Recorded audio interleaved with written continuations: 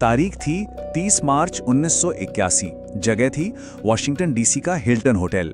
America के राष्ट्रपति Ronald Reagan पर गोलियां चली और एक गोली सीधा उनके सीने में जा लगी। अब जरा 45 साल आगे आते हैं। होटल वही है, हिल्टन होटल, और निशाना भी एक अमेरिकी राष्ट्रपति ही हैं।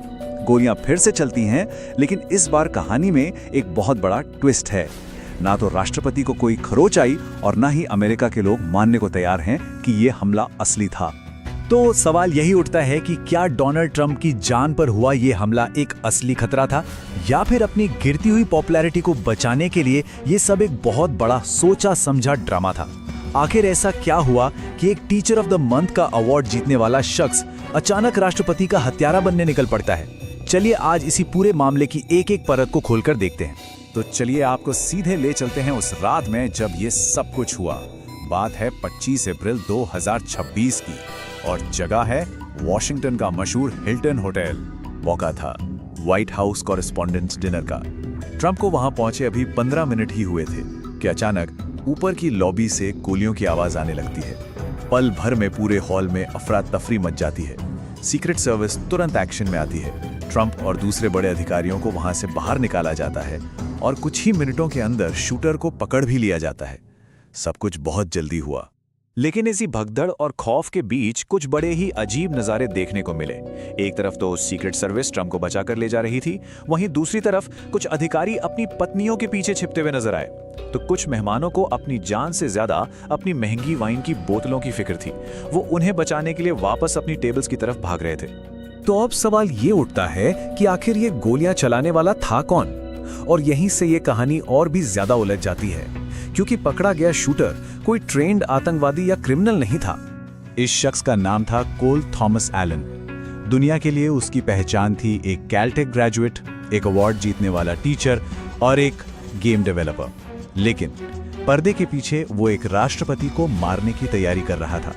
उसने बाकायदा एक मैनिफेस्टो तक लिखा हुआ था, मतलब एक तरह का ऐलाननामा जिसमें उसने अपने इरादे साफ साफ बताए थे। जरा देखिए उसने ये सब कैसे प्लान किया। अक्टूबर 2023 में उसने कानूनी तौर पर एक पिस्टल खरीदी। इसके बाद अक्टूबर 2024 में उसने कमला हैरिस के प्रेसिडेंशियल कैंपेन को चंदा भी दिया। दिसंबर 2024 में उसे अपनी ही कंपनी से टीचर ऑफ द मंथ का अवार्ड मिला। और फिर अगस्त 2025 में उसने एक और खतरनाक हथियार, एक शॉटगन खरीद ली। और क्योंकि उसका कोई क्रिमिनल रिकॉर्ड नहीं था, तो ये सब कुछ बिल्कुल कानूनी था। अपने मैनिफेस्टो में वो लिखता है, मैं अब और एक पीडोफाइल, एक बलात्कारी और एक देशद्रोही को अपने हाथों को उसके अपराधों से रंगने की इजाजत नहीं दूंगा। देखिए, उसने सीधे सीधे ट्रंप का नाम तो नहीं लिया, लेकिन उसका इशारा किस तरफ था ये बिल्कुल साफ था। खैर, ये तो हुई वो कहानी जो पुलिस और मीडिया बता रही है, पर अब आते हैं असली सवाल पर। आखिर क्यों अमेरिका में एक बहुत बड़ी आबादी ये मानती है कि ये कोई हमला नहीं बल्कि एक सोचा समझा रचा रचाया ड्रामा था, एक स्टेज्ड इवेंट? इस शक के पीछे 3 बहुत बड़ी वजहें हैं। पहली, एक स्क्रिप्ट लीक का शक। दूसरी, हमले के फौरन बाद ट्रंप का अजीब रिएक्शन। और तीसरी, सिक्योरिटी में हुई ऐसी चूकें जिन पर यकीन करना मुश्किल है। चलिए एक एक करके इन तीनों पॉइंट्स को समझते हैं। तो सबसे पहली वजह, जिसे लोग स्क्रिप्ट लीक कह रहे हैं, हुआ ये कि हमले से ठीक पहले ट्रंप की press secretary Caroline Leavitt Fox News पर एक इंटरव्यू दे रही थी और उन्होंने कहा, आज रात कुछ गोलियां चलेंगी। अब सवाल ये है कि क्या ये सिर्फ एक मुहावरा था या फिर उनसे गलती से स्क्रिप्ट लीक हो गई। अब दूसरी वजह, जिसने लोगों का शक और भी गहरा कर दिया, वो था खुद ट्रंप का रिएक्शन।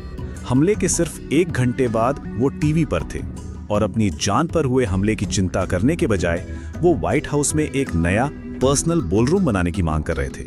उनका कहना था कि यह होटल सिक्योर नहीं है, व्हाइट हाउस ज्यादा सुरक्षित है। मतलब क्या कोई ऐसा करता है? और अब तीसरी और शायद सबसे बड़ी वजह, सिक्योरिटी की हालत। जरा सुनिए, एंट्री गेट पर कोई आईडी चेक नहीं हो रही थी। टिकटों पर मेहमानों के नाम तक नहीं थे, सिर्फ टेबल नंबर लिखा था। पूरे इवेंट के लिए सिर्फ एक मेटल डिटेक्टर था और वो भी बॉलरूम से 1 फ्लोर ऊपर लगा हुआ था। मतलब बाकी होटल आम लोगों के लिए खुला था, कोई भी आ जा सकता था। और सबसे हैरान करने वाली बात तो खुद शूटर ने अपने मैनिफेस्टो में लिखी है कि वो हमले से 1 दिन पहले अपनी बंदूकें लेकर पूरे होटल में आराम से घूमता रहा और किसी ने उसे रोका टोका तक नहीं। क्या इस पर यकीन किया जा सकता है? देखिए, इस घटना को अलग से देखना सही नहीं होगा। ये समझना बहुत जरूरी है कि ये कोई पहली या अकेली घटना नहीं है।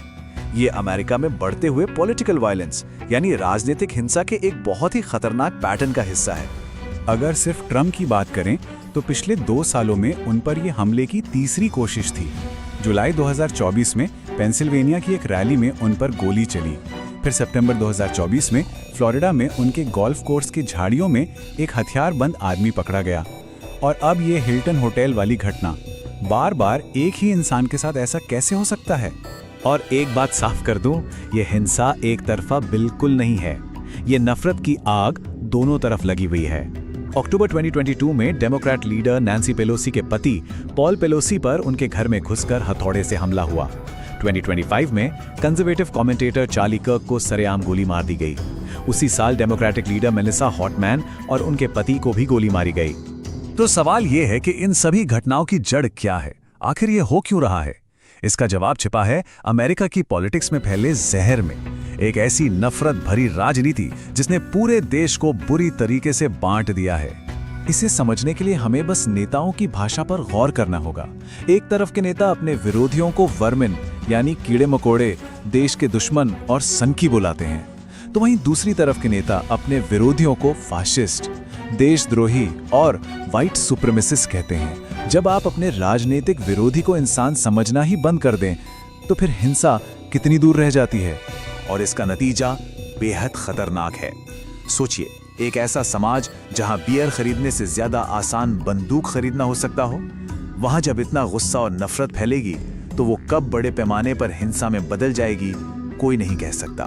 तो अंत में एक बहुत बड़ा सवाल हमारे सामने खड़ा होता है कि अगर अमेरिका जैसा एक पुराना और स्थापित लोकतंत्र पॉलिटिकल डिवीजन और हिंसा की आग में इस हद तक झुलस सकता है, तो ये दुनिया के बाकी देशों के लिए, बाकी लोकतंत्रों के लिए एक कितनी बड़ी चेतावनी है।